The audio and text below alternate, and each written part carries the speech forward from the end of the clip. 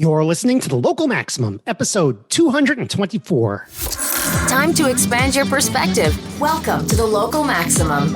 Now, here's your host, Max Sklar. Welcome, everyone. Welcome. You've reached The Local Maximum. You've reached another Local Maximum. Finally, a nice day here. I could hear some of the birds outside. Maybe it'll come through on my short intro here.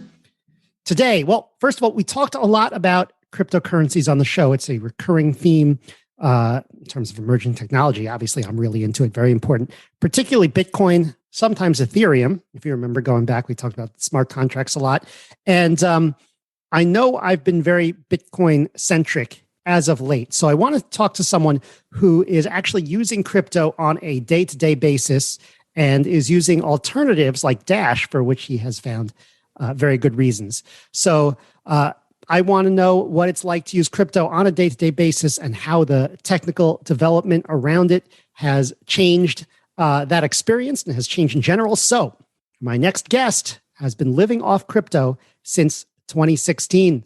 Let's pull it up. Joel Valenzuela, you've reached The Local Maximum. Welcome to the show. Well, thanks for having me. It feels the air's kind of thin up here, isn't it? Yeah, no, it's exciting. I have not had an in-person. I mean, Aaron comes here a lot. Yeah, but I have not had someone in person on the podcast for a very long time. I think I've had maybe one or two since the pandemic, except for Aaron. So this is a very, very exciting milestone indeed. We have a bunch of things to talk about today. We need to get your background a little bit because, you know, I know that you're living off crypto, lots of interesting stories there, but I mean, that can't be the start of the story. And I don't want to go all the way back and do like 3 hours of backstory. So I don't know where to start, but you've also lived a bunch of places. You've moved to New Hampshire. Seems like New Hampshire is working out for you with crypto. So where do you want to start this? Let's say, how did you get into crypto to begin with, and what brought you to New Hampshire? Yeah, I mean, that's the good like 10, maybe 15 max like backstory type thing. The Batman superhero origin story, as it were. Exactly. So I grew up in a cattle ranch in Mexico. My parents were Silicon Valley yuppies, and my dad worked at Hewlett Packard, and my mom was a journalist, owned their own newspaper, and then they decided they wanted to become cattle ranchers in Mexico. I'm half Mexican. That's where I grew up until I was like 16, homeschooled the whole way. And then since from ages like 16 to 26, I basically traveled around. I lived in France for a little bit, got my master's in England, and I worked in DC. Yes. I have a question that wasn't asked, and it came to mind. Like, yes. So one of your parents is from Mexico, and the other one, they convinced the other one to come down there and do cattle ranching? Well, yeah. So basically, both of my parents were born in the U.S., but my dad's Mexican. Okay. And like, you know, ethnically, I guess 100%, if that's even a thing.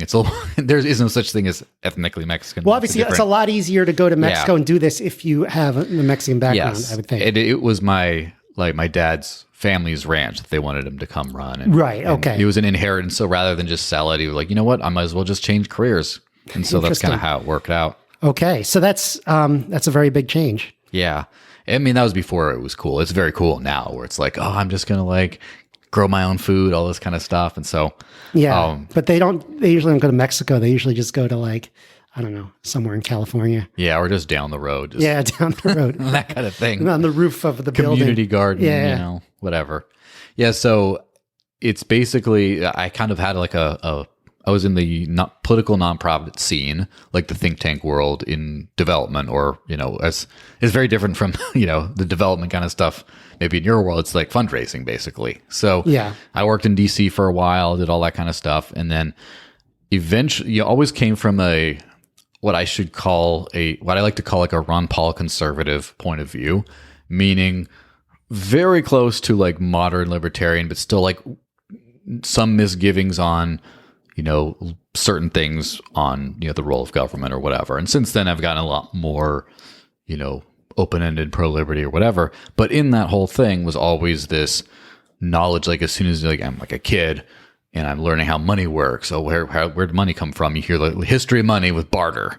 And then, okay, well then you have little rocks or apples that you trade instead. And then eventually you use gold and you get coins. And then like that's all explained. And all of a sudden paper money And in my mind, there's this gap. Like, how did we get from paper representations of, gold, which was money, to then just the paper? Like, I never got that gap, that jump. Right. I'm sure it could be filled in, right? You could probably give us the brief. It used to be representations of gold, right? Yeah. So, and at what point did it stop? I mean, you could say completely in the 70s, but several steps between then and... Yeah. And so that history was always kind of like, I always knew about that, like as a teenager and stuff. And everybody is. It's complicated. You don't really talk about it very much. Yeah. Money just works. They just don't know what it is. Yeah. And so I was always kind of in the back of my mind, like, I knew a lot of people, especially in like libertarian think tank circles, talking about, sound money, we should go back to the gold standard, or all this kind of stuff. And it's always like theoretical, and then they just and with no realism of getting to that. And I was like, well, how can I start doing that today? And other than hoarding gold coins and stuff. And so that's a great setup to where some people do hoard gold coins, but and then still swipe their card at their, whatever. Sure.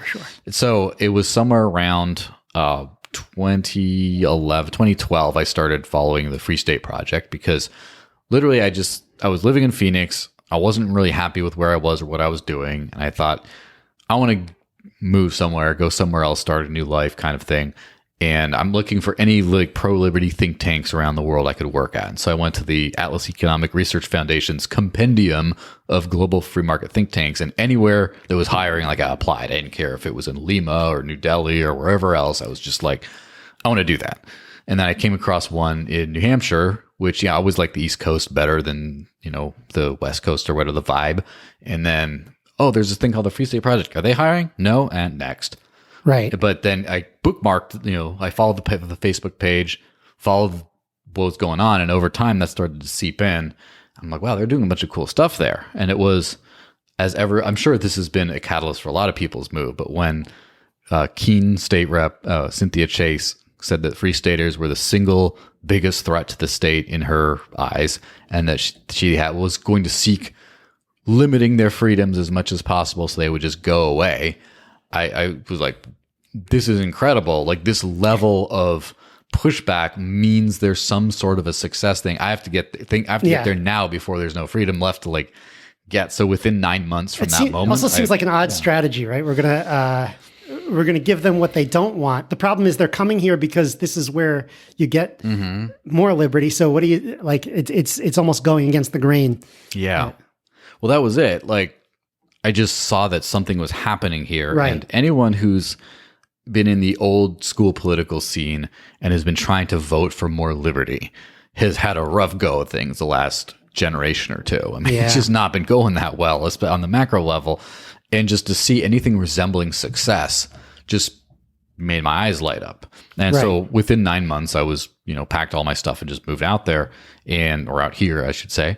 Yeah. And, along the kind of time, I heard about Bitcoin and crypto. And I think in like the very beginning of 2013, there were some like articles I wrote that were about that. I kind of could have sworn I heard about it later, but apparently not.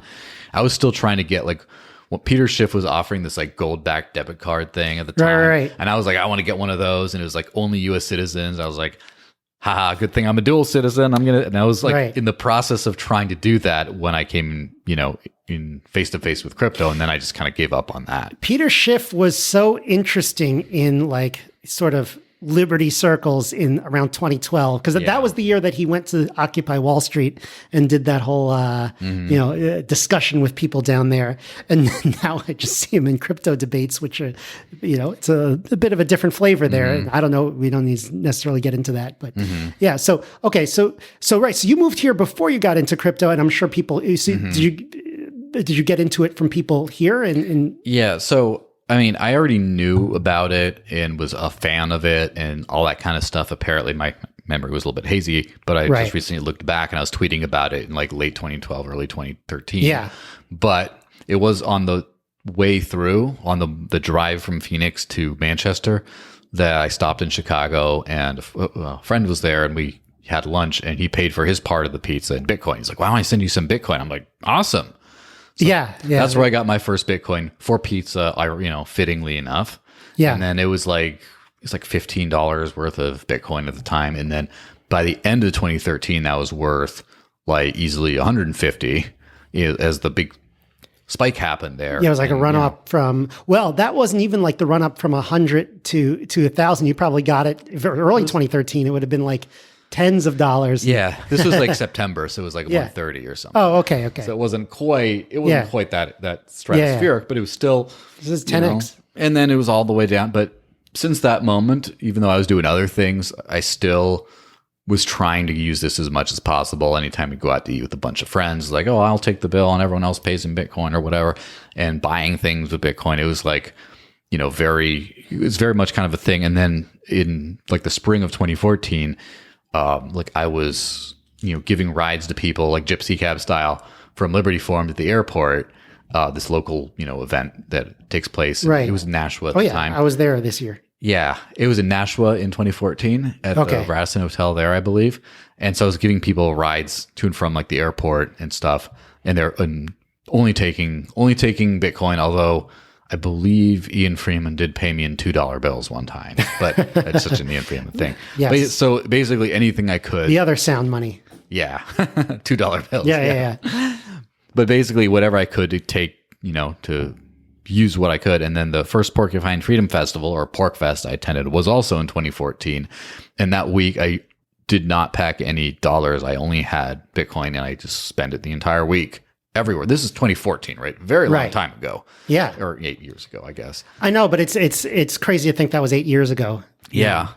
And it's funny because I could spend it everywhere there except for like one or two places. And there I just used it to buy some silver pieces that then I used to buy the thing I wanted. So it still was like a sound money experience. They're very much, I remember listening to a report on PorcFest. I think it was from Planet Money, like pre-crypto, maybe 2011, 2009, something like that, where it was people were just using silver and gold to buy things at that event. And I thought, whoa, that's really interesting. Yeah. And then of course it turned into, digital gold and silver. Right. And then that was 2014. Now I kind of did on and off stuff, but then it wasn't, I worked part-time for, a political nonprofit in town and in the state. But it wasn't until like the end of 2015 where I started to feel like, you know what, like I'm starting to get a little like antsy, like I'm starting to get really into this crypto stuff. Right. But at the same time, I'm starting to get a little like, I've told a lot of people about it and I'm starting to feel like the burden of my recommendation is on my shoulders, Really? And also, so 2015, I don't know if this affected you, but that was in the middle of like the biggest winter.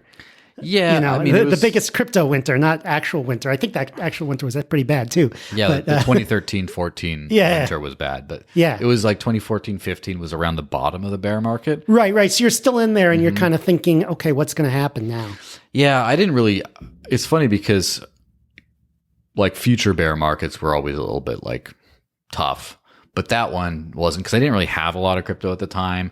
And I just like, oh, wow, it went up. And then when it went, like, I remember like Bitcoin at like $100, basically, or 130, and it never went anywhere close to quite that far down again. So I'm just like, I was never worried, but it was this whole like, well, I tell people be your own bank. That was a big thing that people were saying at the time. And I was like, can you be your own bank though? I think, but I don't know.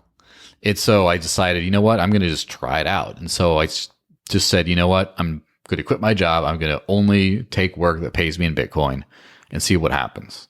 So obviously that would be very interesting for, let's say, a software engineer. Like, I don't know and you'd think that tech would be up on this, but like, there's no way they would make an exception and pay you in Bitcoin. Like, you have to have a bank account in order to work anywhere. Unless it's, Yeah. So did that really limit your options and where to work?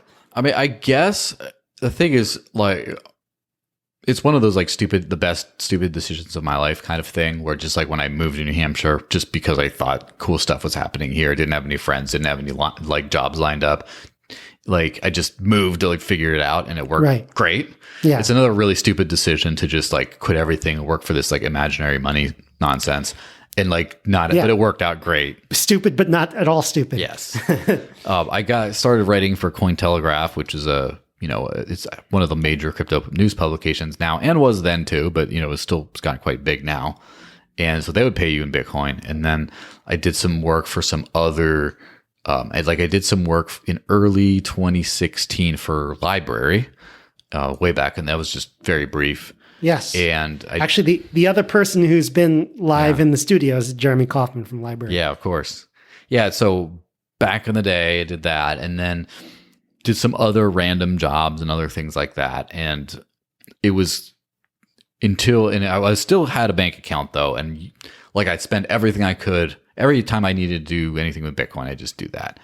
And then I would, when it came to rent, I was trying to sell my landlord at the time. I have paid rent in Bitcoin before, crypto before, but the one at the time where I was living, that he wasn't quite on it yet. He liked it, but he wasn't onto it yet. While I was convincing him, it's good that it was like an individual and not a company. Like this building is a company, so that would probably be harder to convince. Yeah, it was still possible. I could have probably gotten him to it if I stayed there longer, but then I was still using my bank account to cash out whatever I need for rent and do that. But I'd still keep it all in Bitcoin and then do that. So it sounds like you're moving into it step by step. Yeah, well, that was the step my step was that's all I want to earn, right? I just want to earn and hold. That's my entire store of wealth and source of income. And I just figure out how to use it since after that. But it wasn't until it was like around May, I think, of 2016 that someone just fraudulently cleaned out my bank account right before I was going to pay rent. Like someone this is what people are afraid of happening with Bitcoin, but this happened with your bank account. Yeah, just someone must have found some deposit slips somewhere, and then we ended up getting it rectified. But the thing is, when you saw just some random person scribbled something, not even remotely my name or my signature or anything. It's just like, how do you get someone who just like doodles on a piece of paper and then they just own all my money now? I mean, it's happened. I mean, it hasn't happened to me, fortunately, but I mean, I definitely know people I've definitely had everyone's had the credit card taken, and then all of a sudden there are these charges on it, and you're like, well, what's this from? And so maybe similar to that, but that's scary that it's actually your account is being, At least they get your number. Yeah. This is like someone just like scrawled on some piece of paper and just like, hey, like don't you have to have ID to like withdraw that's nuts. stuff? And it's just like, what the hell? And then, but anyway, they just said, we're going to close your bank account and reopen you a new one.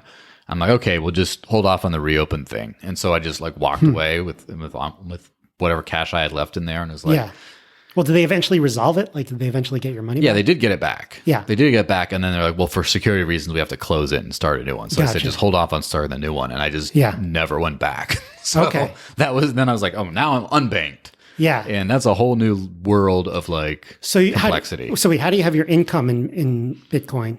So back then it was, I would just post, I had a Bitcoin address in a spreadsheet that they use. I don't know what their accounting practices are like. No, but like what job would pay?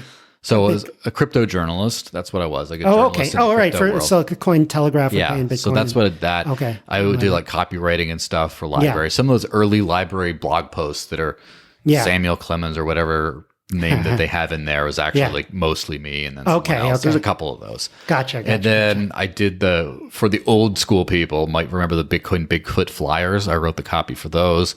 I just did a bunch of like random things. I even like helped fix up someone's barn, like did some manual labor for like Bitcoin back in the day too. Like I did a bunch of things. Right. Okay. So you figured out a way to get your income in Bitcoin, and then you figured out a way to pay your rent in Bitcoin. Yeah. That sounds like that's most of the. Yeah. And so it just all the in-betweens, it got really like, so obviously the big thing was he used this website called Purse, which still exists today, purse.io. Hit me up for a referral code. Just kidding. I don't have a referral code, but whatever. Basically lets people buy stuff on Amazon for you and ship it to your house, and you pay them in Bitcoin for it.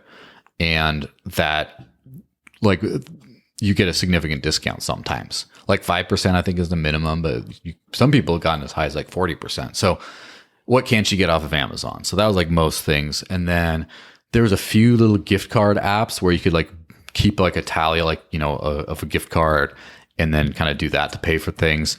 And they're very advanced today, but they were very primitive back then.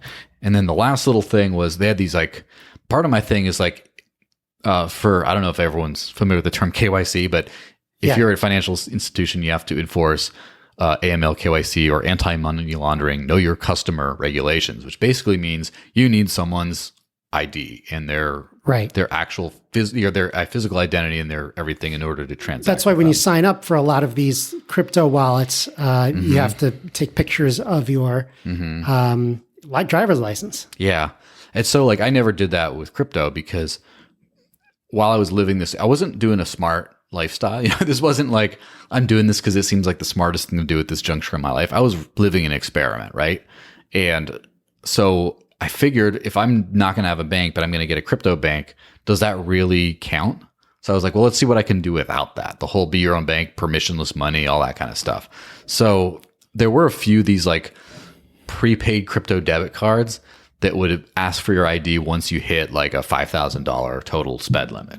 And then the regulations changed. It went down to like 2,500 and then went down to like 1,000 and then they got rid of them eventually. But while they were there, like I had like 3 of them that I was just like burning through. So I was going to ask, what if I wanted to like just go to the mall here and walk around and maybe buy a few things, the bookstore, buy a book, you would use one of those debit cards?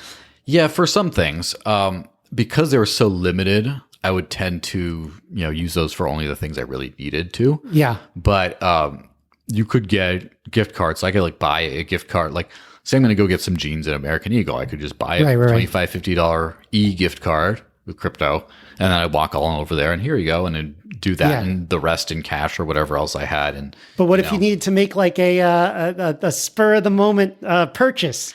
Yeah. Or maybe it helped not do that. Well, it became more complicated. Yeah. What really started to become more complicated was towards the end of 2016 for, people who haven't been using crypto this whole time won't maybe be fully familiar, but everyone remembers the late 2017 block size wars in Bitcoin. Yeah. Where it was like, oh, people are fighting over which is the real Bitcoin, all that kind of stuff.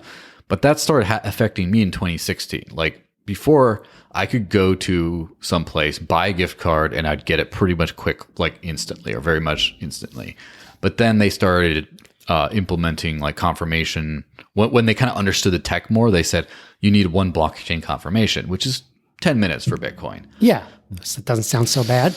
But then it wasn't 10 minutes. It was like 20, 30, 40 minutes. So like I have like scarring memories, like walking around the shopping mall for an hour waiting for a transaction to clear before I can like get the gift card and like walk back in. Yeah. Some of those can take a while. And so it started to become really difficult to continue to live on Bitcoin. And towards the end of the year, I was like, you know what? I can't do this anymore.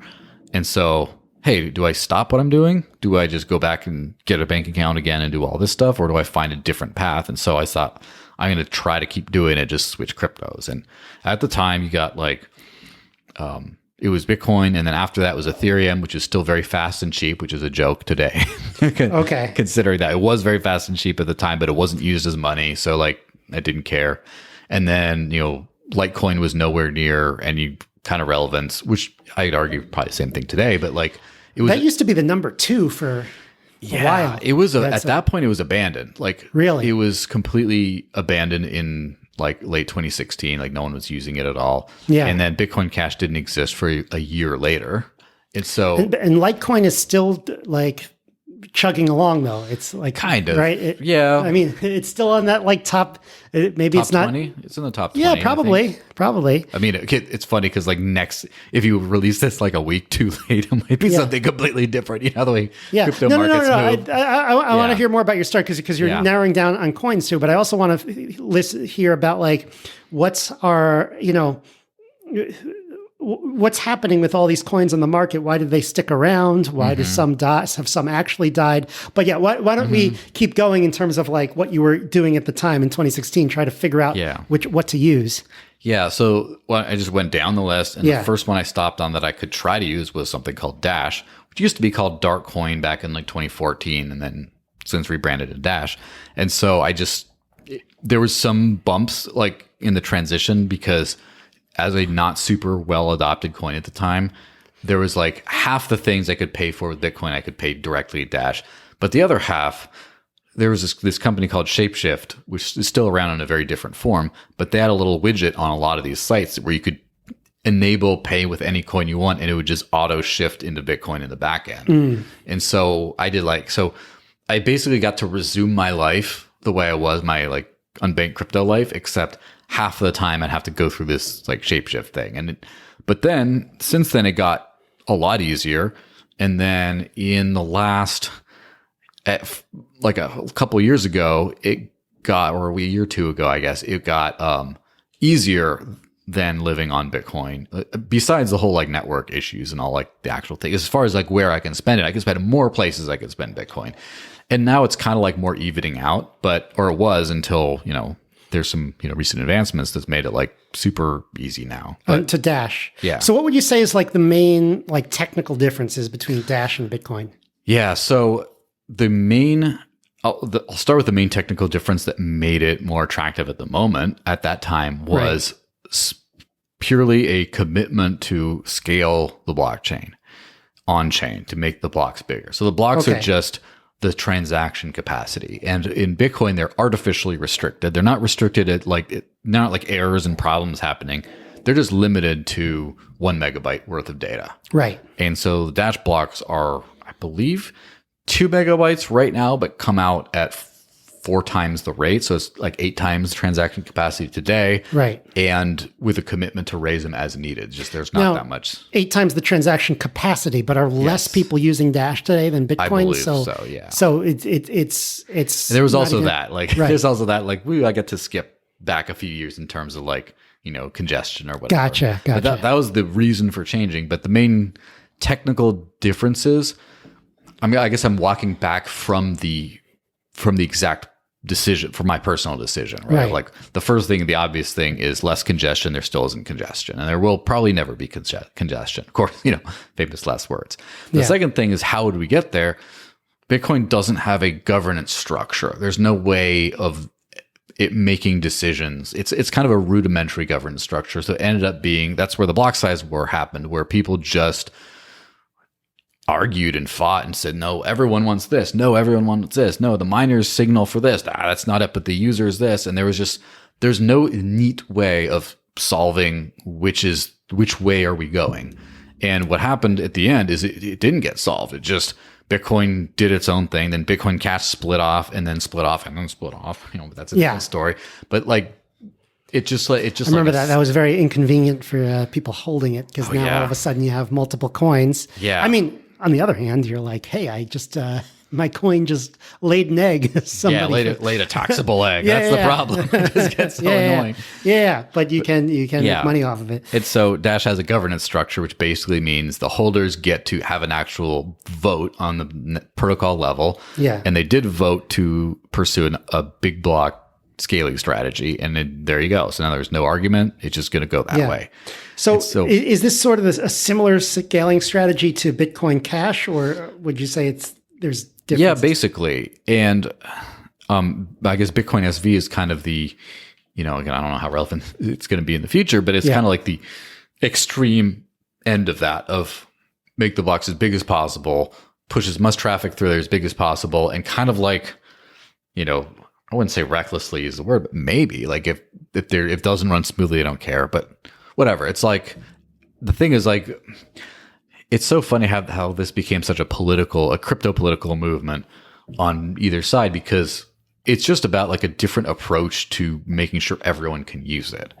And off-chain scaling, or L2 scaling, like layer 2 scaling or whatever else, is just a different way of doing kind of the same thing with its own trade-offs. You can talk about the Lightning Network, because we did an episode about it. Yeah, we could go on that too. But we can, yeah. It's funny because it's been kind of like, it's just like when people say people of color or ethnic minorities or whatever, there's like very few that you're actually thinking of when you hear that term, even though the term actually encompasses lots of people. It's the same thing. It's like inner cities. Like you never think about like white people in inner cities, for example, like the automatic thought process. Same thing with scaling. Lightning is just what everyone thinks of, but that's not the only like off-chain or whatever other scaling thing. Okay. But so basically just the commitment. Well, it's interesting because that's what I think of. So I'd like to know what else I should be thinking about that I'm not thinking about. Yeah. Well, it's basically like everything kind of has its limits. The thing about second layers is if you push something onto a second layer, first off, you always have to contend with the first layer to get to the second layer. And so if you have to have a functional first layer for the second layer to function as well. And the second layer, depending on what kind of system it is, it has its own kind of, drawbacks and whatever else. And so I like to think of, like, in my personal opinion, the smart move with first and second layers is segregate traffic types, like transaction types to them. Like, say if we're only talking financial transactions, not even data, I would say like layer 1 is like payments and your most payments and stuff. And layer 2 is like microtransactions, like little things back and forth, or like, like let's say if I wanted to start a tab, I would open up a channel with someone, like a lightning channel with someone. And you don't really even need to do that unless, I think there's plenty of scaling capacity long term. You wouldn't even need to do that. But just for argument's sake, and like every drink you buy, you push another little one on the other end of the lightning channel. Sure. And then we just settle up. But it's not like, okay, your money is all on this series of interconnected tabs, and you're just trying to push it all over the place to make all your purchases, and only when you move it from your vault, it kind of becomes a little like which way do you scale? It's like, well, scale what?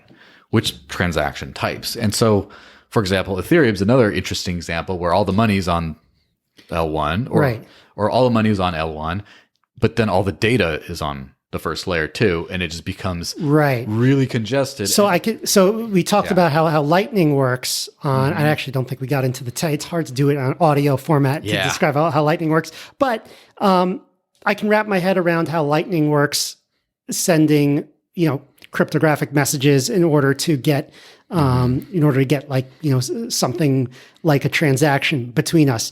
But to do the smart contract thing over those channels, has anyone tried to figure that out? Is that something that, like, I've never heard of it. So, well, and if we're just talking Lightning specifically, right.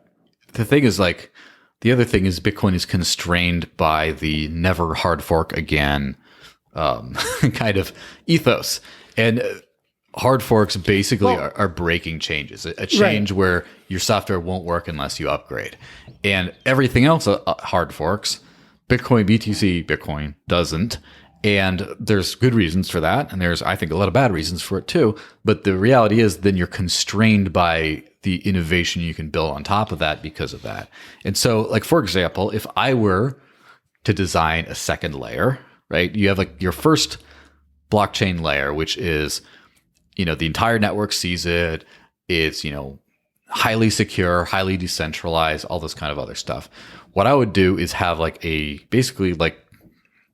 bridge over into a side chain that's much basically like another blockchain that's like similar, but like very much more lightweight, not nearly as permanent. Like it gets pruned every once in a while. Right. And it's just like very fast confirmation times, all that kind of stuff. And then you just move your slow money into into the fast money pocket, transact, and that's fine. That's how I would have designed it, which, as far as I know, would be a little bit tricky to do natively on Bitcoin. The problem with the way the Lightning Network works is it's a interconnected web of two-way payment channels. So I can't just put my money onto Lightning. I have to put my money into a channel with you, and I can't send it to anyone else unless I send it over to you and you push it over to him, right? Et cetera, et cetera. I was going to say, can't you open a channel with yourself? And like you can, but then you can only transact between these two. And so if you want to receive money on Lightning, someone has to lock up money pointed only at you, or no one can send you money. Right. And it just, so as you can imagine in like a graph, if I want to send something to like someone who's like 5 hops away from you, I send it to you to blah, blah, blah, and then the end person's 5 hops away. Yeah. It obviously routes through that thing if it can find a route, but then the lowest amount of liquidity on that route is the weakest link. So if someone only has $20 in transaction capacity, I send $20 through, now I have to find a new route the next time I send through, or someone has to push money back through. Right. And it starts, you can just instantly imagine stuff starts breaking. Like it starts not routing payments. You have to rebalance your liquidity. You have to do this. It's just this endlessly complicated kind of system that's born out of this, that it doesn't need to be that way, except for, again, prioritizing for never hard fork, and all these payments have to be on the second chain, on the second layer, Yeah. So I want to come back to this. And I want to talk about like scaling on layer one and what the trade-offs are on that. But before we get into that, like what do you use today? Are you still on Dash mostly? And Yes. are you looking at anything else or is that been working for you the best in terms of like, living your day-to-day life on? Yes. So from late 2016, maybe early 2017 to late 2019, I worked like full time for Dash, not for the main development group, but just myself and some other people started our own group that was funded under the Decentralized Autonomous Organization. Basically, we just submitted a proposal to the network, the greater global network, and they approved it. And so we did that for a while. And what was it? So it was a group called Dash Force, which started as like a community energizer thing. Then we ended up doing like a news site and podcasts and all this kind of stuff, like media. Oh, that's pretty cool. So you got paid to create content in Dash. Yeah. And so paid, and it's kind of funny because like the entire time unbanked, but like my partner did have a bank account, and he when he try to like cash out, sometimes he'd get asked weird questions like, hey, where'd the money come from? And they would be like, because literally the money we got had no transaction history because it was created every month. Right. Like it was part of the coin getting created every month. It would drop out of the sky and end up in our lap. No central. It's like, who paid you? Well, the sky did. It's like, it's kind of really cool, but like complicated to explain to people. Well, someone, I mean, the DAO that you talked about, the decentralized organization. I mean, wouldn't you say it came from that? I mean, I guess that you can, but you have to explain that. And it gets a little like and it's such a raw thing because like every month there's a super block or like a big block with like 10% of all the coins that are created in that time period just come out all at once to whoever gets the most votes according to the governance system, and it just gets created, goes right there. And it's a very like raw and decentralized kind of a way. Now, for a contrast, we're going to maybe get some hate for saying stuff like this, but it is what it is. Decred is a similar project to Dash, and I think they've had some interesting innovations in governance and things like that Dash has not done, right?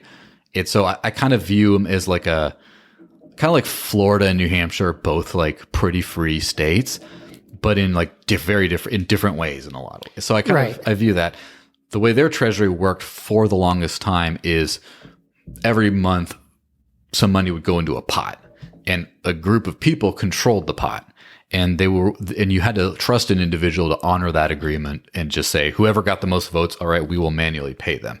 And I believe they decentralized control over that, but it's still not as raw as like it came from the sky and no human being can stop it kind of thing, Right.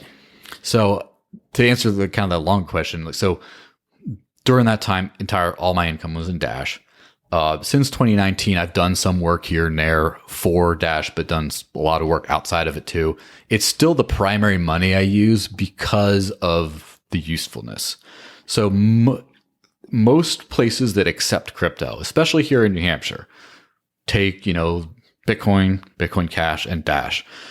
Sometimes Litecoin, I don't really use Litecoin. Now Dogecoins pop back up here and there, but like, do you ever use like Ethereum or do they Lightning? No one uses. Well, there's a few people that use like actual establishments. Very few people use Lightning around here. It's just the technical overhead is so much more difficult. So almost all cryptocurrencies, or almost all the cryptocurrencies that are used to pay for things, are code forks of Bitcoin in some way, Dash included.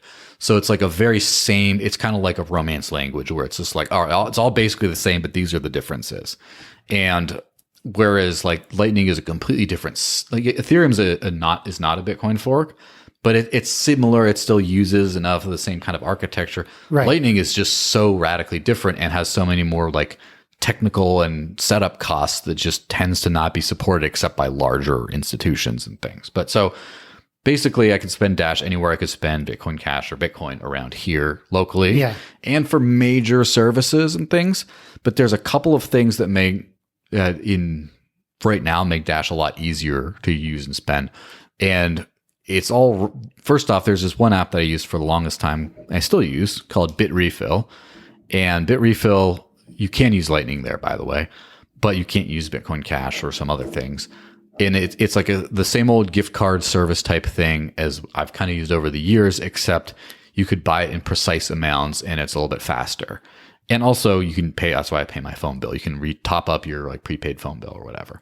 And there's this, over the last year, there's been this app called Dash Direct that does, it's US only, unlike Bit Refill, which is great internationally. It's Dash only and US only, but it significantly streamlines the user experience to where if you go anywhere over there to get like, go to Old Navy, let's say you want to buy your shirt, whatever, it's like $25.69 is the total. You just type in $25.69, buy. Here you go, and they scan the gift card, and then there you go. Yeah, it's cool. Smooth enough. I'd like to try it. Yeah, it's smooth enough to where you can use it in person. Yeah. But the coolest part that just is now coming out is there's this virtual MasterCard in there that basically what it lets you do, and I didn't believe this was possible when I saw it talked about, but then I later became convinced that it's actually like a legal and legitimate thing, and I've used it a lot. Basically, you can get a prepaid MasterCard, a virtual card in the app that then you can load up to $1,000 worth or a total of $1,000 a day. And, whichever one is lesser, I guess. And then just spend it anywhere that MasterCard is accepted in the US. And you don't have, and so literally what you can do, and this is the online functionality has been there, or the key in the card manually stuff has been there. What's just coming out like right about around like now, like / when we're talking / when this thing is released. Yeah. Like, that's where it gets dicey. It'll be this week, so dicey about next week. That's where it gets dicey about the exact dates and stuff. But I've seen people like load it onto their Apple Watch through like Apple Pay, and you can do NFC. But basically, you can go up to Whole Foods. I'm not actually not going to use Whole Foods because you can't get gift cards for Whole Foods. Let's just say like an independent coffee shop, like whatever. Name one. It doesn't matter. One of the ones in so those crypto meetups in Portsmouth. Do you run those, or is that okay? So I've gone to one or two of them. Those coffee shops down there. Do they accept? Well, a couple. The one that I did the crypto meetup does accept crypto, including Dash directly, and the owner holds this. What's that one in Portsmouth called? That's Maison Navarre. Okay. There's also Maison Navarre. There's also Fresh Press and Fresh House. They all take crypto directly. Okay. But let's talk about one that doesn't. Oh, not this Press. The Fresh. You got to get the Pressed around here. Use it. But let's say Pressed. I could pay at Pressed. Okay. By all you have to do, you go up. Like, what's your total? $25.89 or whatever. And you quickly load $25.89 onto your card. You spend the Dash, and it turns into $25.89 on your balance. NFC, beep, you pay. Yeah. And so it's basically a one app mass adoption solution that even I've talked to some like Bitcoin. And the app it's Bit Refill. No, this one's Dash Direct. Dash Direct. Sorry. Yes. Getting those confused. It's like one app that lets you literally, and the part that isn't kind of replicated elsewhere is you don't have to give up custody of your money, and you can literally have your Dash in private keys that no one can touch, right? The equivalent of cash in your pocket. Up until the last minute. Up until, the last 5 seconds. Okay. Literally 5, and only in the exact amount that you need for the purchase. And you don't have to, it can be attached to a fictional name. It's not attached to your actual identity. So literally sucks it in and, okay. Yes. So it's literally like the unbanked, living on crypto unbanked tool in one app, which did not exist until like the last few months, and it's pretty cool. And there's a few other services. I'll have to I think Pay with Moon might be. I can't remember if Moon Pay or Pay with Moon is one of those things. And there's some other one that are starting to do similar things with other cryptos, but aren't nearly as advanced yet. But so the good thing gives me like hope. I mean, right now we're using one app to just live on crypto, but in like 6 months, a year, there might be many that you can do the same thing. And so, it's to the point where I don't have to you don't have to train people like, oh no, you got to use this service. You got to use this. You got to use this one service, and you can live off crypto pretty much. Yeah. Yeah. So the question I want to follow back up on, which I'm afraid, I'm afraid there's going to be a half-hour answer, and I don't think we have the time to do it. Yeah, but we'll shorten it if you want. Yeah. Well, okay. So we talk about layer 1 scaling versus layer 2 scaling. So obviously there are a lot of criticisms of layer 1 scaling as well. Like if every transaction has to be owned by every node, and at some point that's that's n squared. If it's the number of nodes times the number of transactions is the number of data, is the amount of data. And so do you think that's going to be a problem at some point? And how do you how do you see that, like, I'm just thinking off the top of my head, does a layer 2 still come in at some point, or is it more about the trade-offs between layer 1 and layer 2? How do you look at this whole issue? I mean, depending on what you want to do, if you want to have a limited blockchain, I don't think you necessarily need a layer 2. I do think a second layer, or at least the possibility for one, is always a good idea. So there's a lot of, you're starting to find this happening. So Dash is released, just for the Dash example, is releasing like a decentralized application layer, and it's having a side chain, at least in a separate chain attached to it, that's much more lightweight, much more pruned, not nearly as final and strong and whatever, because it's all state transitions or data transactions. Like every time you update your Twitter bio, that's a little, right, whatever. It's in someone's database. Yeah, but and so that can be pruned, for example. You can just cut that off and stuff. And for example, Bitcoin Cash has a sidechain called Smart BCH, which is kind of like a, Ethereum clone type deal, but it's like a data layer that bridges back to it. And that also very fast, very lightweight, whatever, prune transactions, not nearly, you don't care about decentralization as much. You don't care about permanence of each transaction as much as like the main chain. And, obviously Bitcoin has like financial transactions on layer 1, but like usually big ones. And then Lightning is like layer 2, which is all the small payments and starting to do data things. Like Sphinx Chat is like a messenger that uses Lightning transactions to do stuff.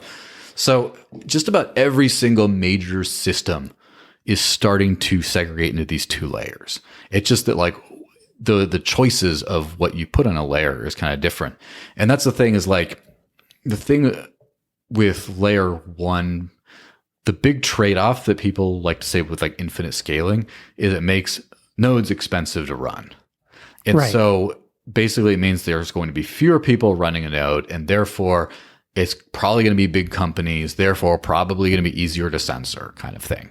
That's sort of the argument. And on the other side, there's the argument of, well, maybe tech, I forget which law. There's someone's law for everything these days, but whoever's law it is, it says that like the technology is going to, like the like hardware and bandwidth and stuff grows at a certain rate. And basically the gamble is... So is it whatever corollary to Moore's law. Yeah, pretty much like that. Yeah, so like the whole Moore's law thing of like it's going to keep on growing fast enough to where financial transactions don't like outpace it. Yeah. And so, but the thing is, so if you have everyone run their node at home with Bitcoin, which, I've done before. I've ran a Lightning node until it became unprofitable to do so. And then when you have that, okay, but then if everyone kind of can run their own node, but sort of doesn't, but then you need to use a large, well-funded hub, like a Lightning hub, like say Async is like the largest node on the network last I saw, or like all the exchanges run these big liquidity hubs because you kind of need it to be smooth. Then you have that centralization vector there. I kind of like, obviously I am a little bit biased on this stuff, but like I like the idea of incentivized infrastructure, and like the Dash system pays people to run nodes. So therefore you can afford a larger setup. It's not like you're a hobbyist losing money running your own node. So how does it pay people to run nodes? Because they're not mining. They're not actually getting block rewards. So what's the incentive? So the master node system, and that's a term you hear a lot of times in crypto now, but like Dash was the first one to come up with it, is basically like you run a high powered node that does a bunch of this cool stuff. You're paid to run. You basically don't get paid if you don't have certain specifications for performance. And in order to have the privilege of doing this, you have to post bond or like prove ownership of, in Dash's case, like 1,000 units of Dash to show you have skin in the game. You can't Sybil attack the network. And it's kind of like, it's sort of like a proof of, like similar to proof of stake, except it's not the consensus layer. This is just to run nodes and not to actually mine the blocks. So Dash has miners too. Right. And Decred has a hybrid system too of staking and mining. And there's a few other things that have a few other like Horizon, or used to be called Zencash, also has, I believe, last I remember, I believe it has mining, but also has secure nodes and master nodes, 2 different incentivized node types. But basically the outside capture concern is kind of, done away with if the network pays for its own internal thing. It's like, Right. if you're paying for your own security and infrastructure as a network, you don't have to worry that a company comes in from outside and kind of does that. Yeah. And I'm also wondering about what you said about like the censorship if there are a few nodes. I don't know if it's the same thing as like social media censorship, where you could have no, where, maybe you want to say something, but anyone who's going to broadcast it, all you have to have is one person broadcast your transaction, and then you're fine. So it's more like, it's a little bit. I feel like people have the social media censorship model, and I'm thinking off the top of my head here, and I'm thinking a little differently. It might be harder to censor when all of these transactions, a lot of these, you're not really going to be sure what they are. So it would be expensive to do so. And even so, like, even if all the major miners are trying to censor you, you only need to get through one, and that's one reason why privacy is very important too, because then the information of who you're going to censor, it's already pseudonymous, but if you can start making those connections. Yeah, I agree. The thing is, that's one other reason I became a little bit more skeptical of, like, again, I think that having the Lightning Network is better than not having Lightning Network on Bitcoin. I don't want to get that twisted, but I've used Lightning Network. It's actually a lot of fun. The liquidity model, where you need liquidity you don't just need the money to send, you need liquidity to receive money. Like, that whole thing makes it much easier to censor, in my view, because like, I've run dozens of different kinds of cryptocurrency nodes, like a library node. I've run a Dash node, obviously Bitcoin Cash. I've run Gulden, which is some weird, like, Dutch cryptocurrency. I don't know if it's going anywhere right now, but I've run so many different nodes. It's easy enough on like a laptop for a lot of these. Obviously not in the future necessarily, but like, or get yourself a Raspberry Pi. And so if someone's trying to censor you, let me just run to Best Buy, get some parts. Here we go. Boom, I got my node up. The problem is, if someone's trying to censor you with the big liquidity network on the Lightning Network, like, the difficulty, first off, you have to close all your channels, which takes a lot of time, a lot of money, and all that kind of stuff. And then you got to find a way to bootstrap yourself back into a different system through a different node. And it's easier to find individual nodes and censor them. And how do you get the liquidity? It just becomes a lot harder to just switch nodes. Gotcha. Whereas, so it's a easier censorship vector. And of course, the argument is, well, then you just pay a higher Bitcoin transaction fee and do it on chain. Like, yeah, it's true too, I guess. But it's a different way of doing it. It reminds me, and I don't know what to make of this, I'm just off the top of my head now. It kind of reminds me of like 10 years ago, how you would hear from companies like Google, like this whole, Google was very strongly supporting net neutrality. And I remember at the time, one of their main arguments was, if we lose net neutrality, then these, these carrier companies, are going to start censoring your political speech. That was like one of their main arguments. Yeah. And that never happened on that layer, only on the Google layer itself. So funny. It's so interesting how, it is funny, but it's also interesting how, there's an important question here, and I'm not expecting you to answer it. I'm just like, okay, now I'm thinking, like, why does censorship occur at one layer versus another? And because it's easier. Right, because it's easier. Right, exactly. And so you'd have to look at how could you have predicted that at the time? Well, you have to look, how does Google work? How does, I don't know, what are these companies that do, like Verizon, AT&T, that control and it's like, well, how do they work? And would there have been able to work forward and figure out what's going to happen? I don't know. I certainly couldn't have done it. But I'm just starting to think along those terms.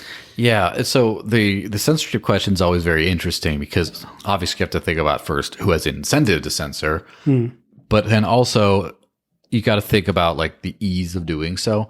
And so for like censoring nodes and stuff, I think if it's easy enough, people go for that, right? If it's like you have 10 nodes and they're all like 6 are located in the US and 3 are in Western Europe and like 1 is like in Japan or something, let's just say. Right. If it would be pretty easy to say this person's a terrorist. 10 nodes that we know, you may not broadcast transactions from this address. Right. That should be pretty easy to do, right?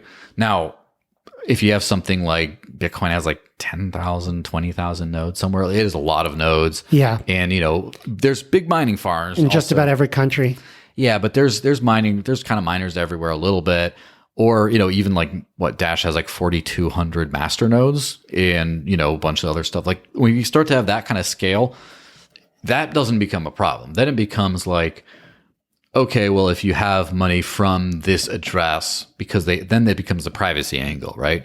Where it's like, okay, this person is persona non grata. We're going to make it a crime to transact with this person. So even though that person can move, it's just like, if you can find out that you've interacted with that, there could be legal repercussions, and people in most of these countries wouldn't want to do it. And then, so the way you solve that then is having actual privacy, so you can kind of hide who they're from or blind that. Then the next level though is, so you have, there's a bunch of coins that have some sort of advanced privacy mechanisms, including on the Bitcoin layer itself, including Bitcoin Cash. A fun fact, I'm probably going to release it tonight, but I did a podcast with the Ronin Dojo people who have their full node Bitcoin software and hardware. And there's a thing called Whirlpool, which is a big coin join, a big privacy pool in Bitcoin. And supposedly there's more Bitcoin in Whirlpool than the Lightning Network right now. So more people have it in the mixing service than in Lightning, because they're still using a lot of privacy on there. So that can help. The thing is, then the problem becomes regulatory in terms of exchanges, because Monero is, I think, probably unique in all the cryptocurrencies in that it is hardwired to never kind of be compliant, really. As in, it is almost you can't use it transparently, really. And that's interesting. It makes it difficult to integrate into a lot of services, because in order to communicate with the node has to know certain information and stuff. It's been historically difficult, but more importantly, Zcash, I would think, again, I'm not an expert in the matter, but I think the Zcash probably has significantly more robust privacy techniques than Monero. However, Zcash is also able to be used completely transparently. Therefore, highly regulated New York exchanges like Gemini will support Zcash, but Monero is kind of probably the most panned major cryptocurrency from that layer. So then it's well, if we can block you from buying it, then it's then we can kind of censor that. And the answer to that is DeFi and decentralized exchanges, because then you can't really block that level. Yeah. And then what's the answer? And then again, it's a constant snowball of censorship. Yeah, we're getting pretty far, and there's already almost there's a lot of things for people to look up already. Oh yeah, absolutely. From this show, and you're giving me a lot of work to do on this show notes page. I'm worried that's going to take me a lot of time. No, but let's maybe finish off with something kind of forward looking. Maybe you can give me something optimistic here, although if you want to go the pessimistic route, that's okay too. But where do you see our crypto future lying? I mean, I still think that this stuff is going to have, you talked about stuff we can do to get on it today. You're on a crypto standard today, but what happens when this is broadly used? Are we on the precipice of this at some point in the next decade? And what does that look like? What changes are we going to see? Yeah. So it could be a 2-hour podcast just on this. Well, I can condense it in probably 10 minutes or less. Let's see. Okay. So I think that within the next 5, because crypto goes into cycles and stuff. Yeah. And this cycle, we got so close to wide adoption. I mean, there's a widely available app that lets anyone live on crypto already, as I just mentioned before with Dash Direct. But as far as the AMC theaters is taking it, as far as a bunch of cities, including the city of Portsmouth, who were taking it for taxes and stuff, there's a bunch of we're so close to mass adoption, right? And I think that this operates, I don't know, sure, it's 4-year cycles, but market cycles were kind of on the down at the time of this podcast. I think in the next 4 or 5 years, when we're back up, is going to be maybe not everyone's using crypto, but a good chunk is, a good 20% might be used. I would call the mass adoption phase, where it starts to become widely adopted at that point. As they usually call that the early majority. Yes, early majority, to where it's it's kind of where, do you remember when Apple Pay came out, and then some people would be paying with Apple Pay places? It's the same thing where most places you can probably pay with this. Not everywhere, and few people are using it, but you can probably do that. Yeah, the other day I had to do something at the at the post office, and I wasn't even thinking about it. I was like trying to pay. I was like, boop.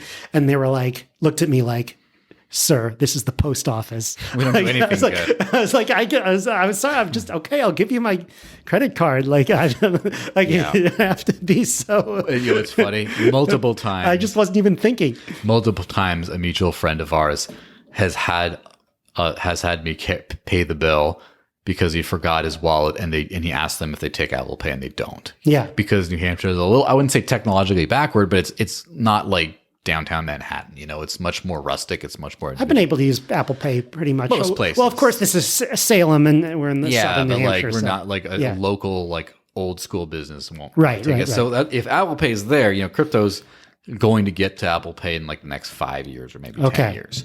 That's what that's be interesting. That's number one prediction is you're going to be able to spend like all your payment apps, like your PayPal's and your Cash App and all that kind of stuff are going to have crypto in there, and you'll be able to spend it. And you'll probably be able to spend raw crypto as well, like cash crypto, right? Digital cash, in the next 5 or so years. That's one prediction. Second prediction is just about everything we rely, like if you think about not having a internet presence, I think that in the next 20 years, not having a decentralized presence is going to be the same thing in a certain way. And what I mean by that is like, I think most major cryptocurrency exchanges are just going to become fiat front ends, as in they like a liaison to your bank account to get crypto, but all the crypto trading stuff is all going to be plug and play decentralized exchanges like say Thorchain. And it's already starting to happen a little bit in a few early adopters, but I think that or an exchange has tons of crypto like on hand that they're using for this stuff, it's just going to go away. And you'll be able to just access everything on DeFi indexes and stuff like that in the future. It's just in the very near future, like in the next few years, it's going to be pretty big on that. We're also going to see this might be closer to 10 years, I guess, but I'm guessing we'll see major things migrate to like maybe major records keeping type things migrate to digital things, more specifically NFTs. So like, for example, the last Super Bowl, they gave every person, they gave them a commemorative NFT of their ticket. I mean, the Super Bowl is as big as you get, but like the next Super Bowl, but in 5 years, you're going to get your NFT ticket, and that's what you're going to use to actually get into the Super Bowl and then keep it on the way out.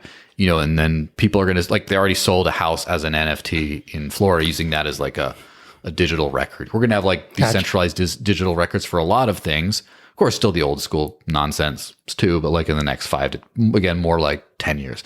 And the thing that most people aren't really predicting, I think there's going to be some kind of a regulatory truce with crypto. Like, I don't take the view that, they're just going to ban it. It's like, no way. There's two opposite views. There's one is going to ban it, and the other one, I think, on the other side is it's going to go away. Yeah, it's gonna. So you think that there's some equilibrium point that we can. Yeah, it's kind of like Uber. Remember when Uber was just crashing in and just all the regulators were banning it, and finally they're just like, come on, can we just? They kind of got they kind of worked it out. Yeah, it's the same. In some cases, not as bad. Like in New York, they kind of took it away from us. There's Uber in New York. You use Uber, but they kind of took away the benefits of it. Yeah. Like you still use it, but it's like, okay, it used to be a lot cheaper. It used to be a lot nicer. And now it's like not as good as it once was. It's like a taxi now. Yeah. And so I think that we're going to have that with crypto where, I don't think this whole, like, you got to track every single transaction for capital gains nonsense is going to stay. I think we're going to have like a de minimis exemption probably. And I also think that like this whole, you can't use crypto without KYC, like the way they're starting to try to do now. I don't think that's going to work either. They're just going to find a way to just be like, look, pay your damn taxes on this stuff and we'll make it easy for you. We're not going to be as annoying as we are now. And then they'll be like, well, I'd rather do that than live in fear. So, okay. Yeah. Even though I could.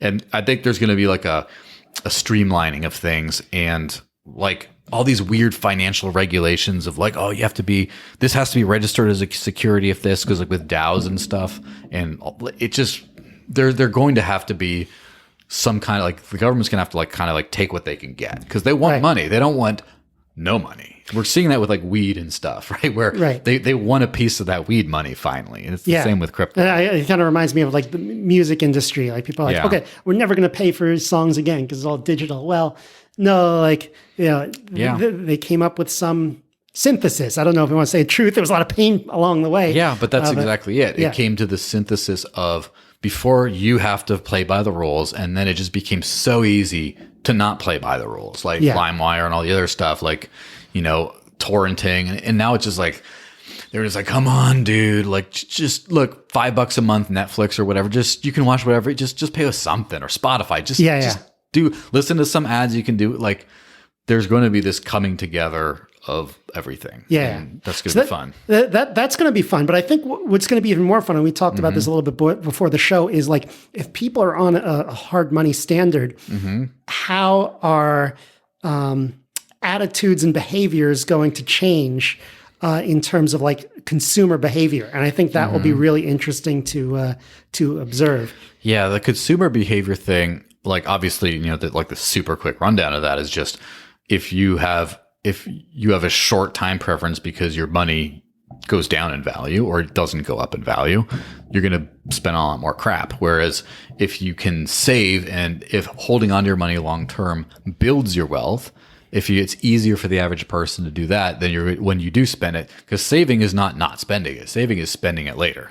Right. And so eventually you get to later. Yeah, eventually you get to later. Eventually you spend it. You're going to get higher quality goods and services that people really want, which will cause some sectors of the economy to go away, but it'll be replaced by other ones.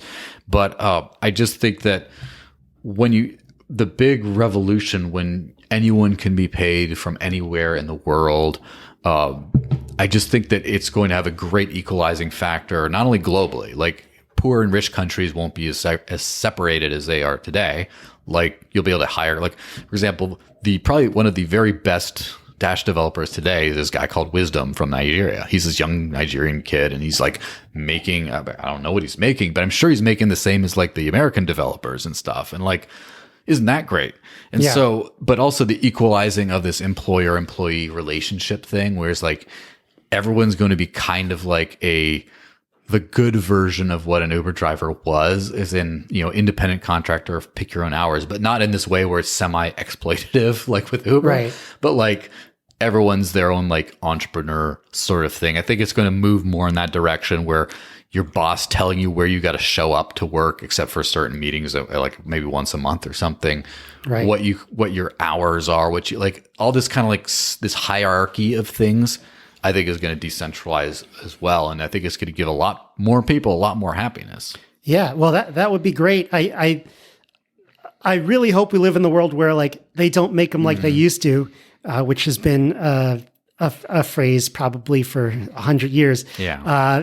It's all of a sudden becomes a good thing. Like now they used to make crap, and now they start making good quality things that last. I mean, have you seen food? Like, do you see what people ate in the 50s, 60s, and 70s and 80s? No. It was just, like weird, like I guess Jello, a ham dessert thing growth. But like, also think about the fast food boom and how now we're getting past like where everyone's eating McDonald's and stuff. It's like only some people are doing that, and there's higher quality, like there's the chains are higher quality and stuff, and it's just like, I think that we're seeing quality kind of come back in a lot of ways, where everything else, disposable, crappy, whatever else, it's kind of coming full circle a little bit. All right. Well, I hope so. That's a really interesting idea, and if that starts to happen and this show is still around, maybe I'll refer back to it. Absolutely.